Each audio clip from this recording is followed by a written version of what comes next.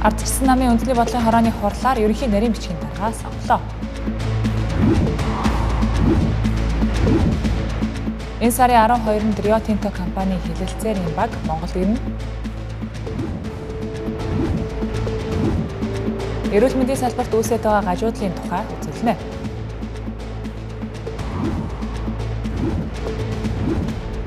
Сэтгцэн эмгэгийн 30 орчим хувийг сэтгэл готрол эзэлж байна. Оройн төргийн үзэгчдээ Тэнгэр телевиз сая дурдсан болон бусад мэдээг 7 мэдээллийн хөтөлбөрөөр хүргэх гэж байна. Анхаалаа.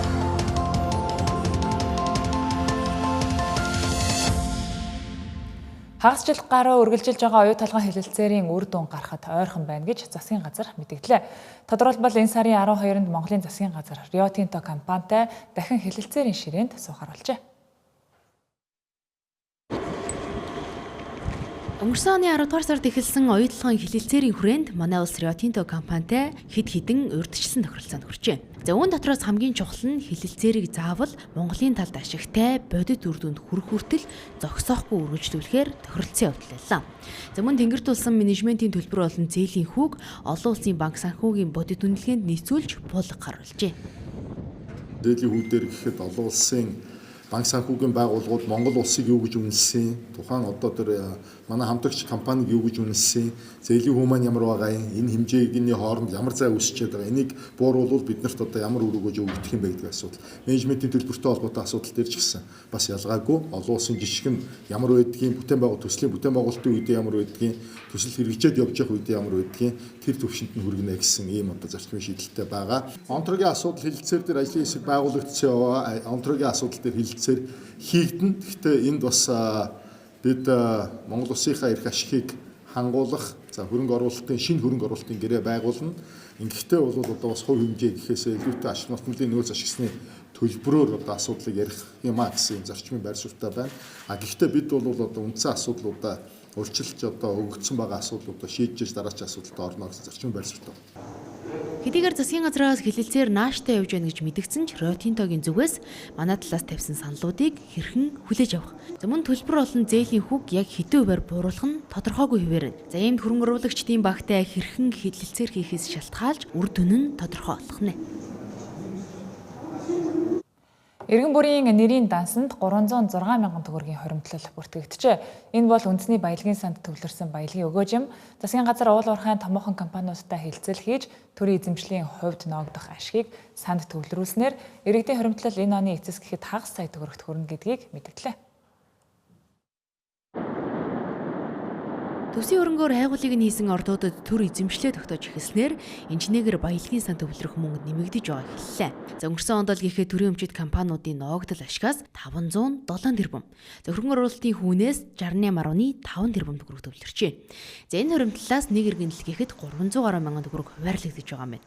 За энэ мөнгөө иргэд боловсрал, эрүүл мэнд, орон сууц зэрэгтэй зарцуулах хуулийн залттай юм а. Хуримтлалын сан бол эрен бүрт хамаатай айлын баялагын үр өгөөжийг тэгш шудраг одоо хүртэхтэй энэ зорилгоор байгуулж байгаа сан.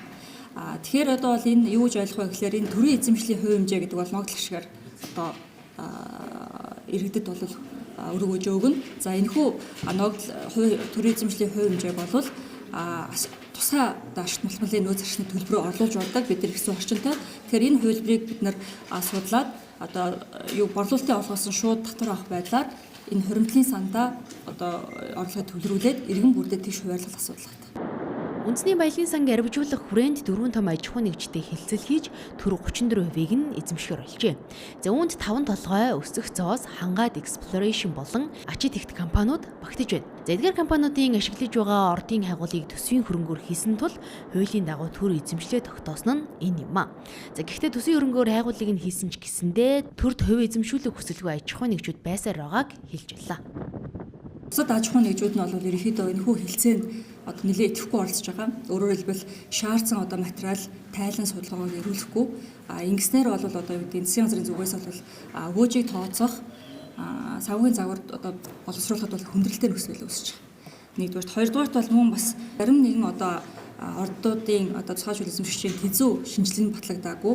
Одоо өөрөөр хэлбэл өгөөж болон савгийн тооцоол хийхэд шаардлагатай одоо мэдээлүүд нь бүрдээгүй учраас энэхүү одоо аж ахуйн нэгжүүдээр хилцээ бүрэн одоо хийгдэж чадахгүй ийм удаашралтай ийм цаг хугацаа алдсан ийм нөхцөл байдал үүсэж байгаа. За энэхүү засгийн газар 4 том аж ахуйн нэгжтэй хилцэл хийснээр энэ оны эцэсгэхэд иргэн бүрийн нэрийн данс 500 мянган төгрөгтэй болох урьдчилсан тооцооллыг хийжээ. За гэхдээ төр стратегийн ордуудад хувь эзэмшигч болсноор эдгээр хувийн хвшлийн компаниудын үйл ажиллагаанд хэрхэн нөлөөлөх, за мөн баялагын сан төвлөрөх мөнгө цаг хугацаанд иргэдийн дансад бүрэн тусах хэсэг нь олон нийтийн хяналтад байх сэдэв хэвээр байгаа юм а. Өнгөрсөн үйл Улаанбаатарчууд тоггүй харанхуй хүүтэн өдрүүдийг өнгөрүүлсэн. Ирэх өвөлч мөн энэ байдал дахин давтагдаж магадгүй гэх айдас иргэдийн дунд байна. Тэгвэл эрчим хүчний сайд найдлаа өнөөдөр салбартаа хийж хэрэгжүүлэх ажил болон ирэх өвлийг хэрхэн давах тухайга танилцууллаа. Тэрээр үн тариф чөлөөлөх гэхээсээ илүүтэй эрчим хүчний салбарын үр ашиг, зардал, засаглалын асуудалд анхаарч байгаагаа хэллээ. Мөн захиргаан дулаан дамжуулах түгээх өртгийг хамгийн багадаа 3%-аар бууруулна гэлээ. Тулгымдсан асуудлуудыг аргалах биш, аргацаах биш, суурьаар нь урт хугацааны шийдэл болох үцээр санхүү эдийн засгийн үед бие даасан байдалтай, үн тарифын хувьд иргэдэд ээлтэй, үр ашигтай, шинэ технологи нэвтэрсэн ийм эрчим хүчний салбарыг бий болгохын төлөө дөрвөлтэй шинжилгээний ажиллаж байгаа. За үүний хүрээнд бүгд хамт хятад ард улсаас эрчим хүч импортлох шаардлагатай байгаа. Зис оюу буюу цахилгаан дамжуулах дистанц ажлыг шуурх хаалган ашиглалтанд оруулах. За мөн оргил ачааллын үед иргэдийг аж ахуйн нэгж байгууллагыг цахилгаан хязгаарлахгүй тулд батарей хураагуурыг богино хугацаанд хэрэгжүүлэх. Мөн та бүхэн мэдж байгаа 5 аймагт 5 байршил дээр нарны цахилгаан станцыг маш богино хугацаанд нээлттэй сонгогчдоор шалруулалтаар яаралтай хэрэгжүүлэхийг үүрэг даалга болгосон байгаа. Зардлыг хамгийн багадаа 3% гэж байгаа. Тэгэхээр энэ бол боломжтой гэж үзэж байгаа. Тэгээд 3 бол хамгийн багадаа гэсэн хязгаар нь болохоос ч цаашдаа энэ зардлыг аль болох бууруулах нь эрчим хүчний яам болон энэ салбарынхны одоо бодлогын үндсэн асуудал байгаа юм аа.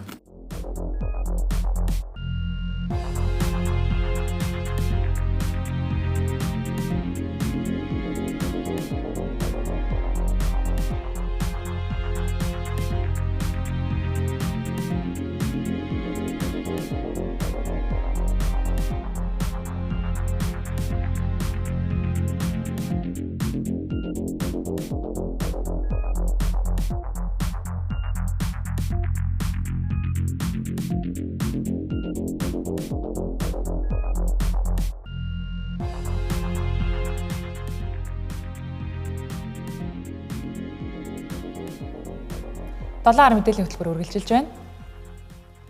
Манай улс 1990 онд ардчилсан хувьсгалыг 50 замаар хийж 1992 онд хүний эрхийг дээдлсэн үндсэн хуулиа баталсан. Ийхүү Азад ардчлал эрх чөлөөний үлгэр жишээ улс буюу ардчлалын баян бүрд хэмээн тодорхойлогдож байсан үе байдаг. Гэвч 30 гаруй жилийн дараах өнөөдрийн нийгмийн байдал бүх талаараа дорцсон байгааг өнөөдөр болсон 1990 оноос хойш Монгол улсын хөгжлийн туулсан зам сургамж сэдэвт философч, судлаачдын эрдэм шинжилгээний хурал дээр хэрэгтлээ. 1990 онд яг ижил гараанаас эхэлсэн Казахстан улс хөгжлөөрөө манай улсаас хэд дахин илүү байна. Гэтэл манай улс одоо ардчлалын саарал бүсэд байршиж, чөлөөт зах зээлд шилжсэн ч төрийн оролцоо давмгайлсан эдийн засагтай болчихсон. Тухайлбал нийт бүртгэлтэй аж ахуй нэгжийн 58% нь үйл ажиллагаагаа явуулахгүй байгаа юм а. Мөн эдийн засгийн өсөлт 6.8%-тай гарсан. Гэхдээ цаасан дээр л эдийн засаг өсөж, бодит байдал дээр иргэдийн орлого амьдрал дээшлэхгүй, ядуурл 30% дээрээ гацчихсан. Энэ нь 1990 оноос хойш манай улсын хөгжил ямар байгааг харуулж байна гэлээ. Чөлөөт зах зээлийн эдийн засаг шилжсэн гэж байгаа боловч өнөөдрийн одоо макро эдийн засгийн үзүүлэлтүүдээс нь аваад үзэх юм бол төрийн оролцоо хит давмгайлсан, төрийн өмчит компаниудын эзлэх хувь хэмжээ, дотоодын нийт бүтээгдэхүүн эзэлж байгаа хувь хэмжээ, төсвийн дахин зарцуулалт энэ нь одоо дэлхийн жишгээс бариу 2 дахин их байдаг ч юм уу. Ингээд үзэхээр бид нар ч бол нөгөө л төрийн зохицуул, төрийн оролцоо бас өндөр хിവэрэл одоо байгаа юм биш үү гэсэн ийм санаа оноод бол ингээд судалгаанаас л харагдаж байгаа. Манай улсад хуулийг батлах процесс хурдан. Харин баталсныхаа дараа хэрэгжилтийг нь хянахгүй орхидог болохыг салбарын төлөөллүүд шүүмжиллээ. Товчхондоо бол цаасан дээр л буусан бодит байдал дээр хэрэгждэггүй хууль тогтоомжууд олон. Үүнийг ганцхан жишээд урьдахад ашиг сонирхлын зөрчлийн тухай хууль, төрийн албан тушаалтнууд тэдний гэр бүл, хамаарал бүхий этгээдүүд төрийн тендерт оролцох давуу байдал олж авахыг хатуу эргэлдэг. Гэтэл энэ хууль бодит байдал дээр хэрэгждэггүй олон жишээ бий. Нөгөөтэйгүр хуулиа батлахдаа судалгаа тооцооллыг нарийн хийдэггүй, цоорхоо ихтэй хууль яаран баталдаг болохыг хэлж байлаа. Иргэдийн амьдрал сайжрахгүй байгаад нэг талаараа хууль эрх зүйн орчин нөлөөлж байна гэлээ. Энэ их олон одоо хууль тогтоомж хөтөлбөр батлаад гаргаал идэг, нөгөөт нь одоо үр дүн багтаа.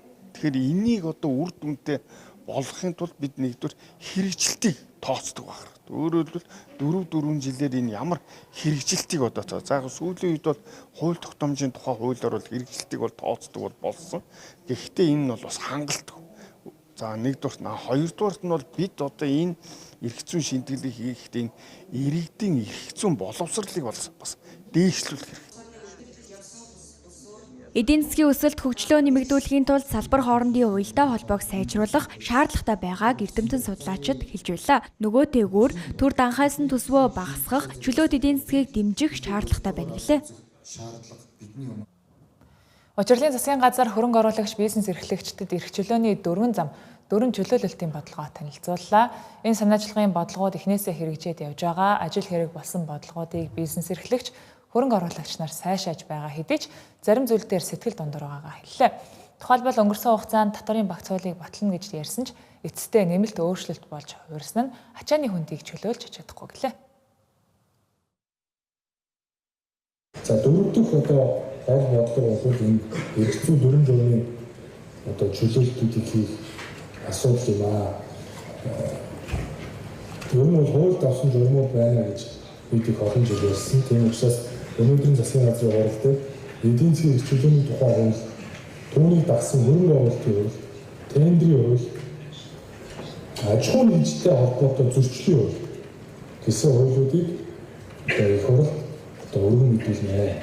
За ямар ч тохиолдолд эдийн засгийн эрх чөлөөний хязгаараас оргилсон хууль батлахыг хуулиар хоригдуулж байна. Ер нь ингээ ажилтнуудад ингээд хөгжүүлэх яг энэ одоо хүнд үйлдвэрийн салбарт ингээ ажиллаж явах явцад маш олон юм хууль болон журмын одоо хуулиас давсан журмууд тэгээд ажилдаггүй зүйл залтууд гэд маш олон дарамттай бид нар бас тулгардаг. Бидний хувьд Монцемент компанийн хувьд Европын сэргээн бас төвшлийн банкны 20% хөрөнгө оруулалттай. Тэгээд мөн энэ хөрөнгө оруулалтын тухай хуулийн асуудлыг бол сүүлийн 10 жилийн туршаас асуудал болгоо ярьж байгаа. Тэгэхээр үнэхээр бид нар ажилтнуудтай дэмжиж гэж бодож байвал энэ хуулийн одоо энэ ажилтгүй байгаа байдлуудыг засах шаардлагатай гэж харж байгаа. За Хөрөнгө оруулалтын орчин гэдэгт бол энд бол гэрээний хамгаалалт, гэрээ хэрэгждэг байх ёстой. Дээрэс нь шүүх эрх зүйн маргаан бол маш их одоо зөв шударга байх ёстой. Өмчийн халдлагад өртдөггүй энэ хамгаалалт маш сайн байх ёстой.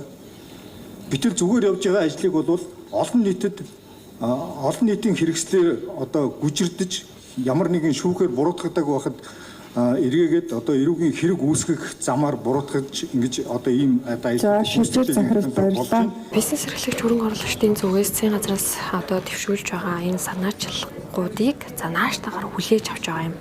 За өнгөрсөн хугацаанд одоо дансан хаалттай байсан аж ахуйн нэгжүүдийн тасыг 1 сарын хугацаанд нээсэн. За бизнес эрхлэх боломжийг нь илүү хялбар болгосон зэрэг арга хэмжээнүүдийг авч хэрэгжүүлж байгаа боловч за өмнөх засгийн газрын үед яригдчихсэн татварын багц хууль, эдийн засгийн эрх чөлөөний хууль, хөрөнгө оруулалтын одоо хуулиудыг за баталж улсын хурлаар хилцүүлэхгүйгээр энэ ажил за энэ чөлөөлийн ажил нь цаашид одоо 100% биелэгдэхгүй гэдэг байр суурийг илэрхийлж байгаа.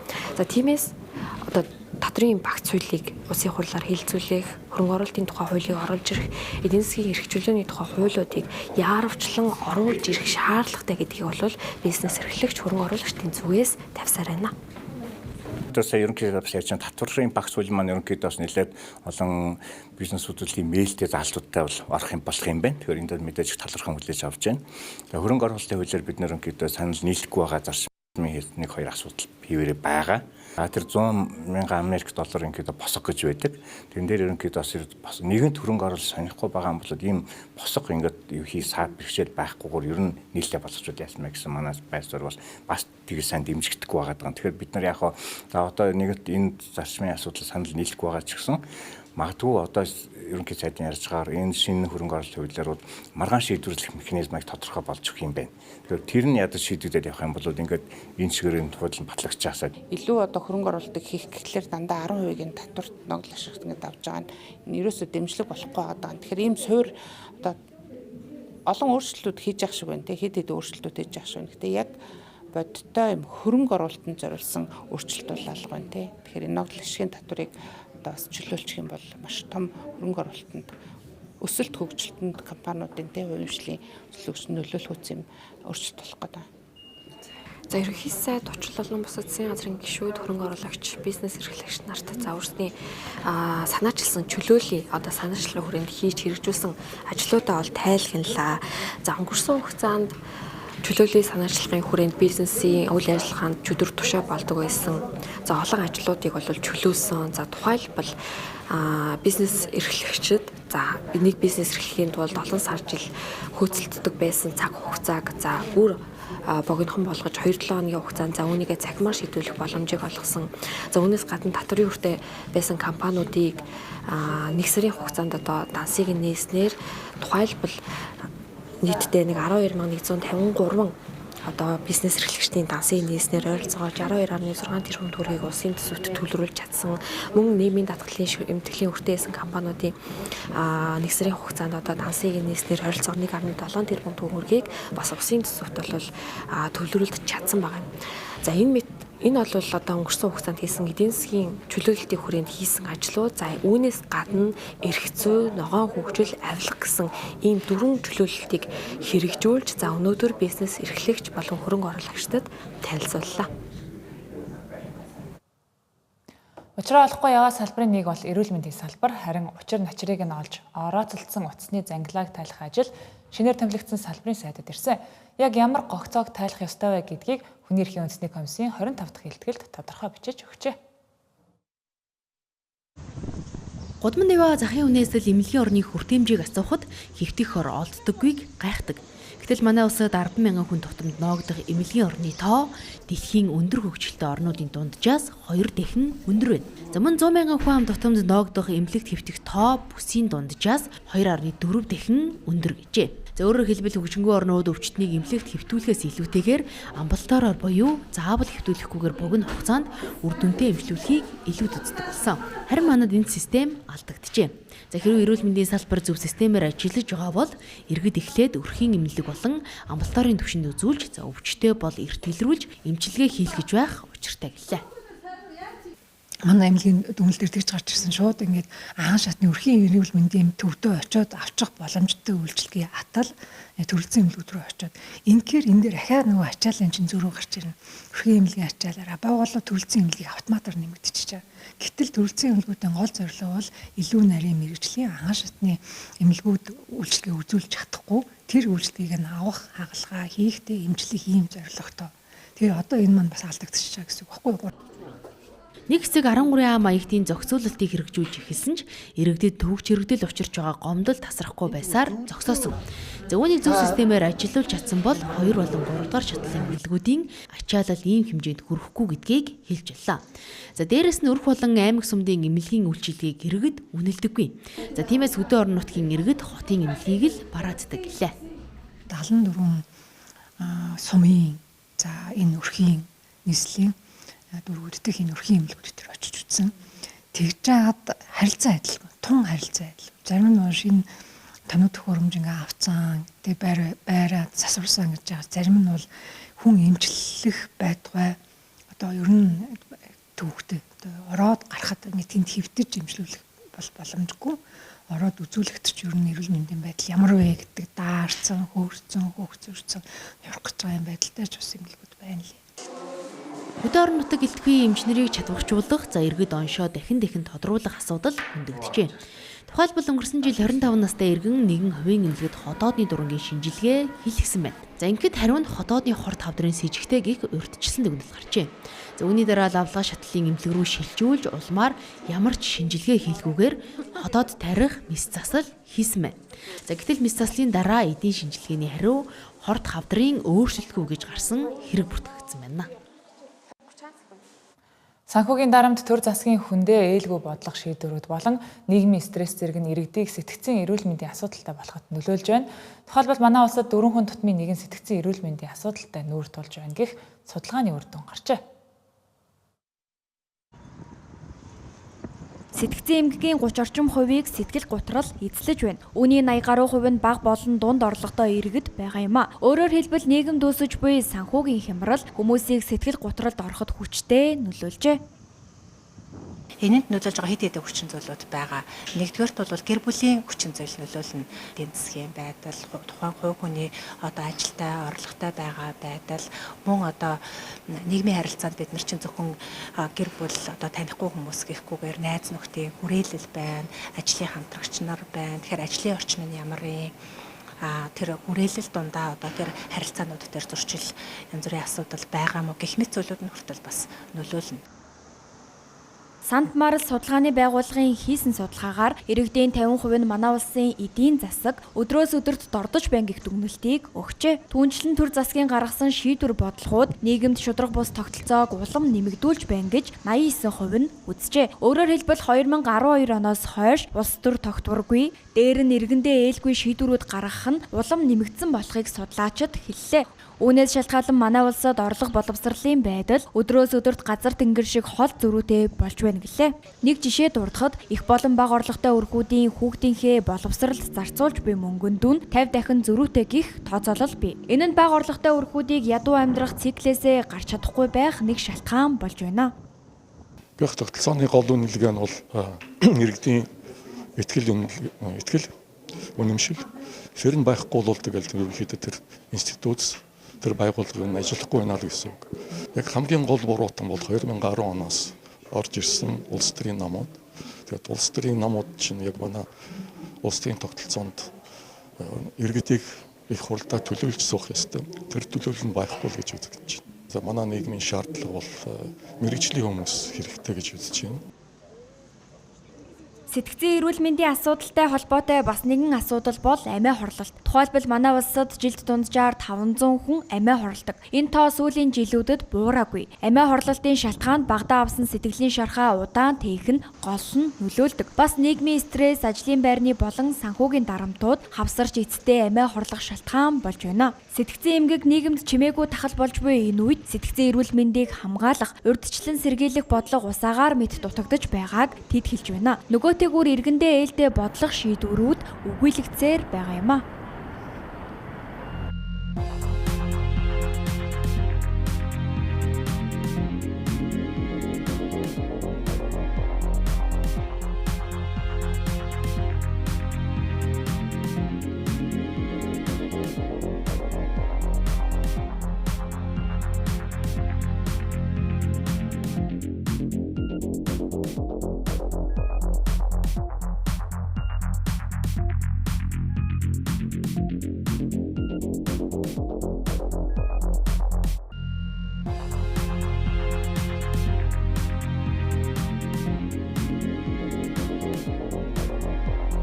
Тэнгэр телевизтэй хамтагаад баярлалаа үзэгчдээ 7 мэдээллийн хөтөлбөр үргэлжилж байна. Монгол Улсын их хурлын дарга Бямбцогт өнөөдөр бүгд найрамдах Хятад ард улсаас Монгол улсад суугаа онц бөгөөд бүрэн эрхт элчин сайд Шин Минжуаныг хүлээн авч уулзаж хоёр улсын эдийн засгийн хамтын ажиллагааг өргөжүүлэн бэхжүүлэх, хөрөнгө оруулалт, эрх зүйн орчин, хоёр улсын парламент хоорондын харилцаа, хамтын ажиллагааг бүх талаар идэвхтэй өрнүүлэх талаар ярилцаж санал солилцлоо. Монгол улс бүгд найрамдах Хятад ард улстай сайн хөршийн найрсаг харилцан ашигтай хамтын ажиллагааг урт хугацаанд тогтвортой хөгжүүлэх нь Монгол улсын гадаад бодлогын тэргүүлэх чиглэл болохыг Улсын их хурлын дарга Бямбцогт ярианд онцлоод хоёр улсын иж бүрийн стратегийн түншлэлийн харилцаа бүхий л салбарт идэвхтэй өрнөж, дээд өндөр түвшний харилцан айлчлал, уулзалт, яриа хэлэлцээ тогтмолжиж, улс төрийн итгэлцэл улам бэхжиж, харилцан ашигтай хамтын ажиллагаа тэлж байгаад таатай байгаагаа дурдлаа.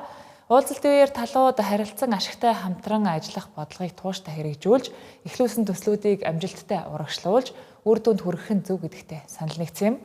Мөн Монгол Хятадын хэлийн бомбуудын үйл ажиллагааг аль болох иргэдэд ээлтэй, саадгүй болгоход хөрсөн төвшинг улам ахиулах, уян хатан цагийн хуваар баримтлах, тэр дундаа улирлын чанартай бомбуудыг байнгын ажиллагаатай болгох чиглэлд хамтран ажиллах тал дээр санал солилцлоо гэж Улсын их хурлын хэвлэл мэдээллийн олон нийтэд харилцах газраас мэдээллээ.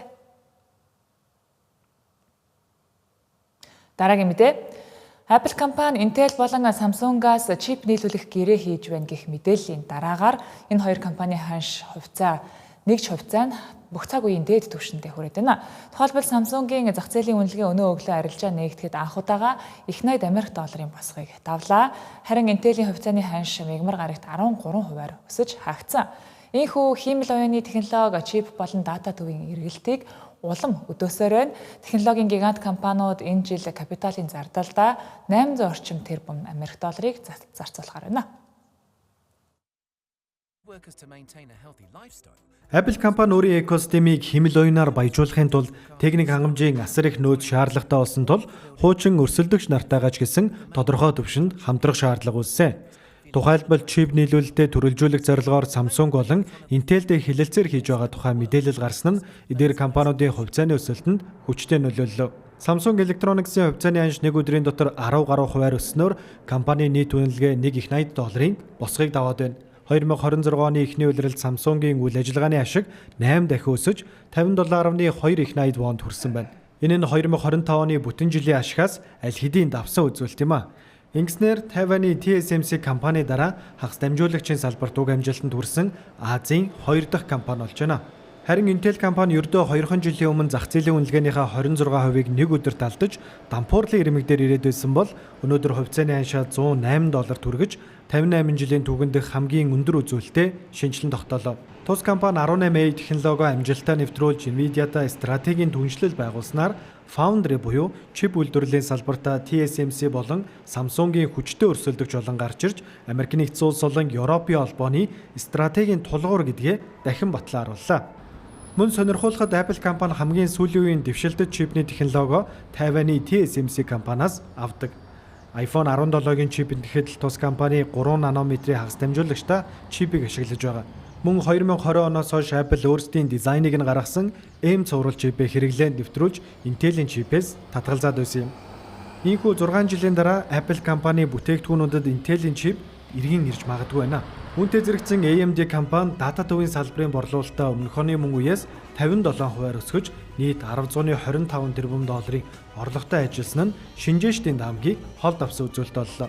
Энэхүү өсөлтөнд тэдний шинээр танилцуулсан MI 450 цуврал чип болон Meta компанитай байгуулсан томоохон хэмжээний нийлүүлэлтийн гэрээ голлох нөлөөг үзүүлжээ.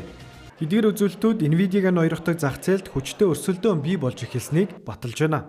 2026 оны 1-р улирлын тайлангаар салбарын тэргүүлэгч Nvidia компани зах зээлийн хүлээлтийг давж $44.1 тэрбум орлого олсноо зарласан бөгөөд тэдний шинээр танилцуулсан Blackwell архитектурын чипний эрэлт нийлүүлэлтээс хэд дахин давж захиалгын хүлээлтийн хугацаа 7 сар хүртэл сонгосон нь салбарын хэмжээнд чипний өмсдөл үргэлжилж байгааг илтгэж байгаа. Ийхүү томоохон технологийн компаниуд дата төв болон хэмэл оюуны салбарт зарцуулах хөрөнгө оруулалтын тоогоо нэмэгдүүлсээр байна. Өнгөрсөн 7 хоногт гарсан Google, Microsoft, Amazon, Meta зэрэг технологийн салбарын 4 томоохон компани 2026 оны 1-р улирлын тайлан дээр дата төв зарцуулах нийт хөрөнгө оруулалтын хэмжээ $800 орчим тэрбум хүрсэн нь нэлээдгүй анхаарал татж байгаамаа. Цаашид зах зээлийн өсөлт нь зөвхөн чипний загварчлалаар хязгаарлагдахгүй, харин дата төвүүдийн асар их хэрэглэлтийг хангах, эрчим хүчний хүртээмж болон үйлдвэрлэлийн бие даасан байдлаас шууд хамаарах боломжтой гэдгийг шинжээчид онцолж байна. Ардчлал намын үндэсний бодлогын хорооны 69 дахь хурал өнөөдөр болж ерөнхий нарийн бичгийн дарга болон намын 5 дэд дарга сонголоо. Энэ сэдвээр өнөөдөр төрийн ордонд ажилласан тоомч өлөмж төгс мэдээлэл хүргэхээр яг одоо студид ажиллаж байна. Орой мэнд өлөмж төгсөө. Орой мэнд түргээ хэлмаа. За тэгэхээр өнөөдрийн улс төрийн гол үйл явдал Ардчлал намын үндэсний бодлогын хорооны хурал байлаа. Эхлээд тус намын 5 дэд даргаар хин сонгогдсон мэдээллийг эхлээд хүргье.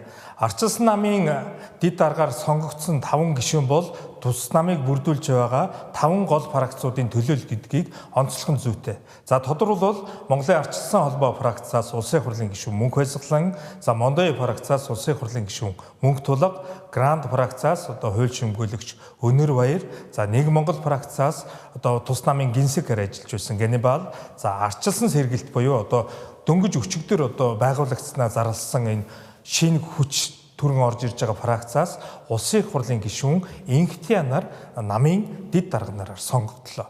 Одоогийн Ардчилсан нам бол 2000 оны 12 дугаар сард ардчлалын төлөөг 5 намын нэгдэл болж байгуулагдсан том цул нам. Тэр утгаараа энэ намд фракцийн тогтолцоо, фракц хоорондын тоглолт хүчтэй нөлөөтэй байсаар ирсэн. Хэн намын дарга болох вэ? Хэн намын гинсек болох вэ? Хэн хэнийг засгийн газар сайдаар томилох вэ гэдг нь фракц хоорондын тохиролцоо, харилцан ойлголцол, мөн дотоод өрсөлдөөн хүчний тэнцвэрээс хамаарч ирсэн байдаг. Фракцуудын өрсөлдөөн ил шулуун байж ирснээрээ улс төрийн ууган хүчин Монгол Ардын намаас олон ургач үзэл, дотоод ардчил тал дээрээ ардчилсан нам үргэлж давуу байж ирсэн. Харин нөгөө талаараа сонгуулийн олон гашуун ялагдлуудын шалтгаан нь мөн энэ фракц хоорондын дотоод тэмцэл хагарлаас үүддэг байсан нь гашуун үнэ. Тэгвэл олон фракцуудын эвийг олж нэг үзүүрт зангидан нэгдэх үүрэг намын дарга гэхээс илүүтэй намын галтгоог барьж байгаа гинсекээс шууд хамааралтай. Тиймдээч ойрын 3 том сонгуульд Ардчилсан нам дараалсан том ялагдлуудыг амссан шалтгааныг намын ерөнхий нарийн бичгийн дараагаар хэн энэ хугацаанд ажиллаж байсан бэ гэдэгтэй холбон тайлбарлаж болно. За эсвэргээр 3 удаагийн улсын хурлын сонгуульд Монгол Ардын нам дараалсан ялд байгуулсан гавьяаг тухайн үед Монгол Ардын намын галтгоог барьж байсан Дацэвгийн амар баясгалантай холбон тайлбарладаг. Нэг ёсондоо Ардчилсан нам дотроо хүлээн зөвшөөрөгдсөн том нэр бодлого тодорхойлох түвшний лидер энэ намын гинсекээр ойрын 12 жил ажилласангүй гэд хэлчихэд хол зүрхэхгүй. Харин өнөөдөр болсон үндэсний бодлогын хорооны 69 дахь хурлаар Ардчилсан нам баяр цогтыг ерөнхий нарийн бичгийн дараагаараа сонголоо. За баяр цогт бол Монголын улс төр сайн муугаараа олон жил дуудуулсан ч том төслийг хөтлөгсөн гэрээ хэлцээрийн гол дүр гэдэгтээ хинч мархахгүй. Нөгөө талаар баяр цогт бол Монголын улс төр зөвшөлтсөл эвсэг соёлыг нутагшуулсан лидерүүдийн нэг. За магадгүй Манан гэх нэр томьёоны автор нь Ардчилсан нам талаасаа баяр цогт мөн. Тэгэхээр бол баяр цогт бол эвсэг соёлыг бий болгосон Манан нэр томьёоны автор гэдэг энэ сайн, саар муу олон нэр энэ хүнийг дагаж явдаг. Тэр ч утгаараа юутайч баяр цогт гэдэг хүн бол Монголын улс төрд үлдээсэн өвтэй легастай ийм том улс төрч. Ийм хүн сөрөг хүчний галтгоог барихаар боллоо гэж хэлж болно. За баяр цогт бол өөрийн нам гэлтгүй өрсөлдөгч Монгол Ардын намтайгаа хил хамаа олж чаддаг стратегч учраас Ардчилсан намын дотоод фракцуудын учрыг бол амархан олно гэдэгтээ бол эргэлзэхгүй. Харин Ардчилсан нам доторх хамгийн хүчтэй бараг нам шахуу Монголын Ардчилсан холбоо гэдэг фракцтай тэр дундаа энэ фракцын тэргүүн халтмаагийн баттуулгатай хэрхэн эв зүгөө ойлголцож ямар эрх ашиг дээр юун дээр нэгдэж чадах вэ гэдг нь ихээхэн сонирхол татж байгаа маа. Тэгэхээр шин сонгогдсон Ардчилсан намын гинсек ямар байр суурийг илэрхийлсэнийг та бүхэнд хүргье. Бүх хүн ер нь бол хойшоо нэг алхам хурах ёстой ойлголцохын тулд тэгэхээр энэ зүйлүүдийг бол хийж хэрэгжүүлэх хүн бол намын дарга ерөнхий нарийн бичгийн дарга хоёрын үүрэг байдаг. Тэгэхээр манайх бол одоо ойролцоогоор 6 фракцтай байгаа даа. Яг одоогийн байдлаар тэгээд нэг 4 том 2 жижиг. Тэгээд яг одоогийн байдлаар ингээд үг хэлж байгаа хүмүүс, санал хэлж байгаа хүмүүсийг сонсохоор бол манай нэг фракцийн бол эсрэг байр суурьтай байна. Гэхдээ энэ нь бид нэр эвлж нэгдэж чадахгүй гэсэн үг бол ерөөсөө биш. Яг бол бидний өмнө бас энээс илүү хүнд сорилтууд бол байсан. Намбар 2 хуваагдчаад нэг талд хамга нэг талд гэрчлэгээтэй нэг нам болж чадах юм уу гэдэг хүртэл хэмжээний хүндрэл байсан. Бид нар тэгээд нэгдэж ороод 24 оны сонгуульд амжилттай орсон. Тэгээд энэ ажлыг би бас өөрөө анхнаас нь бас санаачилж тэргүүлж хийжсэн өнөө хувьд бол манай нам бол эм нэгдлээ бол бүрэн дүүрээ хангаж чаднаа гэдэгт бүрэн дүүрээ итгэлтэй байна. Тийм ч учраас би намын даргаыг санал тавихт нь бол энийг хүлээж авсан. Яг тэгвэл ялтанд хүрэхийн тулд илүү одоо би бодлогын зүйл дээр нь төвлөрдөг байсан бол одоо илүү 31-ч дээрээ зохион байгуулалтын хувьд төвлөрөх ёстой юм байна. Тэгвэл бидний бас ялт баталгаажих ёстой юм байна гэсэн ийм байр суурьаа илэрхийлээд тэгээд саналыг нь бол хүлээж авсан баг. Одоо Батулга битүүрийг айгүй муу гэж хүмүүс боддсон юм шиг байна. Тэгээд битүүр дээр бол муу юм бол үнэхээр байхгүй. Үргэлж одоо хамтраад хоёлоо хамт ажиллая гэдэг ийм санал тавьдаг. Яг уу тэр ярьсан тавьсан санал дотор нь тодорхой нөхцлүүд байдаг учраас тэрийг нь шууд хүлээж авах болцоогүй л байсан. Тэрнээс олж л зөрчилтэй харагддаг. Одоо хэрвээ ийм өндөр албан тушаал дээр очиод намынхаа ялтын төлөө явуулах юм бол би тэр шаардлагуудын талаар ярилцаад хоёлаа хоёр талаас буулт хийгээд тэгээд цаашаа хамтраад явах болцоотой бол гэдэг ийм зүйлийг ярьж болно. Ерөөсөө шийдэгддэггүй эсвэл мухардсан тийм асуудал гэж байдгүй гэж өвдө боддог. Ардчилсан намын ерөнхий нарийн бичгийн дарга Баяр цогт ийхүү дийлэнх олонхын саналаар сонгогдлоо. Тодорхойлбол нийт 338 хүний 224-нд түүнийг дэмжижээ. Ингээд ардчилсан намын гал тогоо албан ёсоор эзэнтэй болж ерөнхий нарийн бичгийн даргын албан тушаалд Баяр цогтчлоо. Харин одоо улсын хурлдах ардчилсан намын бүлгийн даргын сонгоон анхаарал татаж байна. Бүлгийн даргын тамгыг хэн атахаас шалтгаалж ардчилсан нам доторх фракцуудын эрх мэдлийн хуваарлалт ч тодорхой болох нэ. Ардчилсан намын дарга цогтгөрөл бүлгийн даргын суудлаа өгөхөө мэдэгдэж түүний оройг залгах хүн нэрсч хэдийн яригдаад эхэлсэн. Одоогоор улсын хурлын гишүүн Тэмүүжин болон Төвшин нар тунаж үлдээд байна. За Тэмүүжин гишүүний хувьд намын дарга цогтгөрөл болон Баттулгын фракцаас дэмжлэг авч байгаа юм. За эндээс бүлгийн бодлогыг одоогийн удирдлагын багт хിവэр хадгалах сонирхол тодорхой харагдаж байна. Харин Төвшин гишүүний тухайд намын доторх фракцуудын тэнцвэрийг хангах, за магадгүй шинээр томилогдсон гинсекийн багтай ойр ажиллах боломжтой өөр хувилбар гэж харагдаж байгаа юм. За эндээс Төвшин гишүүн намынхаа 10 гишүүнтэй нийлж ардчлалын сэргэлтийн холбоог өчигдөр байгуулсан юм а. 27-28 оны сонгуулиар манай намыг ардын намын дотоод хуваагдлаар шийдэж чадахгүй ойлгомжтой болсон. Дотоод хуваагдлаа шийдэж чадахгүй нам одоо яадаг бол гадагшаа гарч гадаад хуваагдлыг л хүсдэг. Тийм учраас Арслан намыг хуваах гэж одоо бүх байдгаар одоо чармааж байна. Энэ Арслан намыг хувааж, далцуулж, хуваасан газар нь одоо бид эзэн болно гэж тоглож байгаа тоглолтыг уучлаарай тийм байдгүй маа гэдэг хэмжээнд харахыг нь харж, сонсхийг нь сонсож, зогсоог нь зогсоож чаддаг тийм л дарга болсон. Ер нь ардчилсан намын одоо гол амбиц бол 27-28 оны сонгуульд ялах штеп. Тэгэхээр энэ сонгуульд ялуулах одоо тийм л стратегтэй хөл хэрэгтэй. Ер нь бол энэ намын ийм нэгдлийг хангах л хамгийн гол зорилго. Өнөөдөр манай намд тийм учраас хурцлал талцдаг дотроо тийм хахарчаад байгаа юм. Үгүй ер нь яг энэ чинь одоо дотоод сонгуул болохоор ер нь бол нэр дэвшигчдээсээ болоод 2-3 хэсэг хуваагдсан штеп. Тэгэхээр энд эцсийн дүндээ бол энэ нам ийм нэгдэлтэй байх хэрэгтэй. Бүлгийн даргаыг сонгох саналруулалт нь ердөө нэг хүнийг томилох тухай асуудал биш юм. За энэ бол ардчилсан намын 42 гишүүн доторх эрх мэдлийн хуваарлалт цаашлаад намын дотоод фракцууд нэгдэж чадсан уу эсвэл дахин хуваагдал руу орох уу гэдгийг шалгах томоохон сорилт болоод байна. Хэн бүлгийн даргын тамгыг атгахаас ардчилсан намын парламент дахь дуу хоолой хэрэг хүчтэй байх нь шууд хамаарна. Тэнгэр телевизийн 7 мэдээллийн хөтөлбөр студиэс шууд хүрлээ. Анхаарал хандуулсанд баярлалаа.